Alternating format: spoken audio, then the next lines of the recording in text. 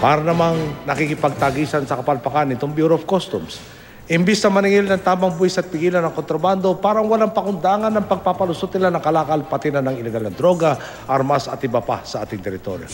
Saan po kayo kumukuha ng kapal na muka? Kasunod ng sermon ng Pangulo at pangakong lilinisin ang kanilang hanay kabilang ang Happy Friday o hatian ng umano'y padulas sa pagpapalusot ng mga kargamento tuwing Biyernes, balasahan naman na matatapos daw sa susunod na 2 linggo ang tinututukan ngayon ng Bureau of Customs. Ang tanong ng ilan, kasali ba sa malilipat sa pwesto ang tinaguriang 3 Kings ng Customs? Minimum of 3, maximum of all. Ang magagalaw saan? Sa mga puerto. Sa district. Yes, sa district. Yung 3 ba yung 3 Kings? Could be. So may 3 Kings. So may 3 Kings nga. I don't acknowledge them as 3 Kings. No. Just using yung reference given to them by media. Humarap na kay Customs Commissioner Rufy Biazon ang mga binansagang 3 Kings dahil sa umano'y impluwensya ng kanilang backers. Ang isa sa kanila na si Port of Manila District Collector Rohel Gatchalian na inirekomenda raw sa pwesto ni dating Senate President Juan Ponce Enrile tumanggi sa anumang panayam sa media.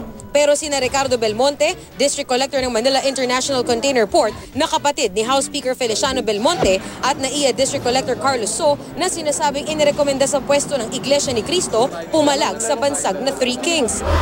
Wala akong crown eh. As you have seen, there are kings of all the ports. I am just one of them. Wala akong padrino. I am back up by my qualifications and my experience. Pero sa tatlo, tanging si So ang nagsabing hindi niya babakantihin ang pwesto dahil sa isang probisyon sa Tariff and Customs Code.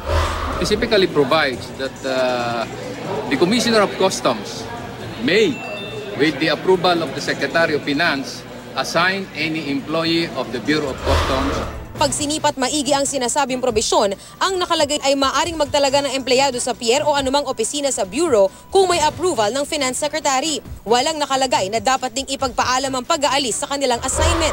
Sina Belmonte at Gatchalian naman nagsabi ng handang umalis sa pwesto sa mga inihaing liham, bukod pa sa mahigit 40 kolektor at sub-port collector na handa rin daw magbitiw. Yes, sir. I have never questioned any reassignment. Nauna nang sinabi ni Speaker Belmonte na matagal na sa customs ang kapatid at ni minsan hindi ginamit ang kanyang impluwensya para rito.